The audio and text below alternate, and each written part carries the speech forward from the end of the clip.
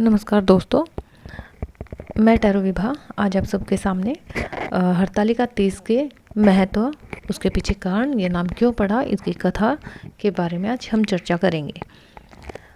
और मैं आशा करती हूँ आप जहाँ भी हैं कुशल मंगल हैं, खुश हैं, सुखी हैं। हरतालिका तीज का त्यौहार क्यों मनाया जाता है?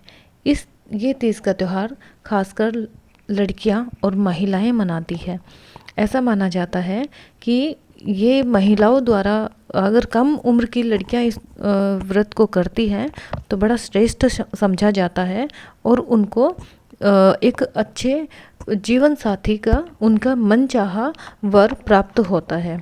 और वैवाहिक महिलाएं इस त्यौहार को मनाती है, इस व्रत को करती है, उसका कारण ये होता है कि उनका दाम्पत्य जीवन सुख में चलता रहे।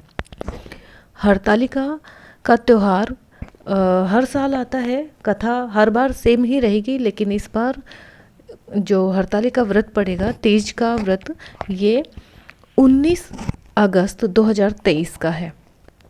अब बात चलती है हरतालिका नाम क्यों पड़ा। माता गौरी के पार्वती रूप में वे शिव जी को पति रूप में चाहती थी, जिस हेतु उन्होंने कठिन तपस्या की। उस वक्त पार्वती की सहेलियों ने उन्हें अगवा कर लिया। इस कारण इस व्रत को हरतालिका कहा गया है, क्योंकि हरत मतलब अगवा करना और अलिका मतलब सहेली, अर्थात सहेलियों द्वारा अपहरण करना हरतालिका कहलाता है। शिव जैसे पति पाने के लिए कुंवारी कन्याएं इस व्रत को विधि विधान से करती है। हरतालिका तीज मनाई कब जाती है? हरतालिका तीज भाद्रपद माह की शुक्ल पक्ष की तृतीया तिथि के दिन मनाई जाती है। आमतौर पर अगस्त और सितंबर के महीने में ही आती है और इसे गौरी तृतीया व्रत भी कहते हैं। इस बार 19 अगस्त को आएगा ये त्यौहार। अब इस व्रत को करने के एक पूरे विधि विधान के साथ किया जाता है और इस व्रत को करते समय जो कथा सुनाई जाती है, आज मैं आपको वो कथा सुनाती हूँ। इस व्रत को अच्छे पति की कामना से एवं पति की लंबी उम्र के लिए किया जाता है। शिवजी ने माता पार्वती को विस्तार से इस व्रत का महत्व समझाया। माता गौरा ने सती जब हुई, उसके बाद उन्होंने अपना अगला जन्म राजा हिमालय के घर पार्वती के रूप में लिया। बचपन से ही पार्वती भगवान शिव को अपने वर के रूप में देखती थी, जिसके लिए पार्वती जी ने कठोर तपस्या की। उन्होंने कड़कती ठंड में पानी में खड़े रहकर, गर्मी में यज्ञ के सामने बैठकर यज्ञ किया, बारिश में जल में रहकर कठोर तपस्या की।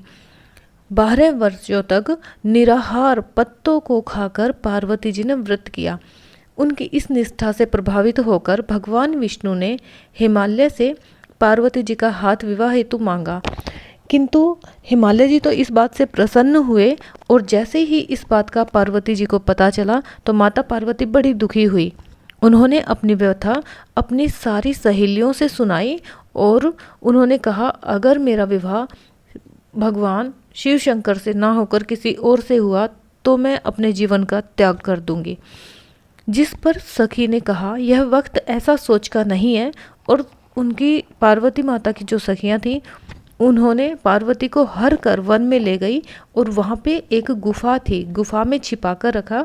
पार्वती माता ने गुफा में छिपकर वर्षों तक तपस्या की और तपस्या से प्रसन्न होकर भगवान शिव जी ने पार्वती माता को आशीर्वाद दिया कि जो तुम चाहती हो, तुम्हारी इच्छा मनोकामना जरूर पूर्ण होगी, क्योंकि मैं तुम्हारी तपस्या से और तुम्हारे भक्ति भाव से बहुत प्रभावित हूँ। तो माता ने बताया कि मैं आपको पति के रूप में देखती हूँ और मुझे आप पति के रूप में ही मुझे आपसे आगे आपके साथ अपना जीवन व्यतीत करना है। ऐसा ही शिवजी ने आशीर्वाद दिया और पति के रूप में मिलने का वर दे दिया। हिमालय ने बहुत खोजा पर पार्वती ना मिली, परंतु बहुत वक्त के बाद जब पार्वती मिली तो राजा ने इस दुख एवं तपस्या का कारण पूछा। तब पार्वती माता ने अपने दिल की बात अपने पिता से कही। इसके बाद पुत्री हट के कारण पिता हिमालय ने पार्वती का विवाह शिवजी से तय कर दिया। और आप सबको पता है, इस व्रत को सबसे पहले पार्वती माता ने किया था और इस व्रत से खुश होकर भगवान शिव शंकर ने कहा, आगे से भविष्य में कोई भी कन्या इस व्रत को करेगी तो उसको उसकी इच्छा स्वरूप पति की प्राप्ति होगी। जैसा उसे अपना वर चाहिए वैसे वर की उसे प्राप्ति होगी। और अगर विवाहित महिलाएं इस व्रत को करती है तो उसका दाम्पत्य जीवन सुख में चलेगा। और इस प्रकार व्रत की कथा संपूर्ण होती है। अब आप जो ये व्रत करेंगे ये 19 अगस्त को होता है और इसमें माता गौरी की विशेषकर पूजा की जाती है। माता गौरी और शिव शंकर की पूजा की जाती है। उनसे पहले भगवान श्री गणेश को मंगल कामना के लिए, जैसा कि सभी पूजा में सबसे पहले गणेश जी की पूजा होती है, ऐसे ही इस व्रत में भी गणेश जी की पूजा होगी और उसके बाद माता गौरी की और शिव शंकर भोलेनाथ की पूजा होगी। और मैं विभा आप सबके लिए मैं दुआ करती हूँ कि आप अपने जीवन में खुश रहें, सुखी रहें। आपके ईश्वर भोलेनाथ और माता गौरी सभी मनोकामनाएं पूर्ण करें। आज के लिए इतना ही। अब मैं आपसे इजाज़त चाहूँगी। धन्यवाद।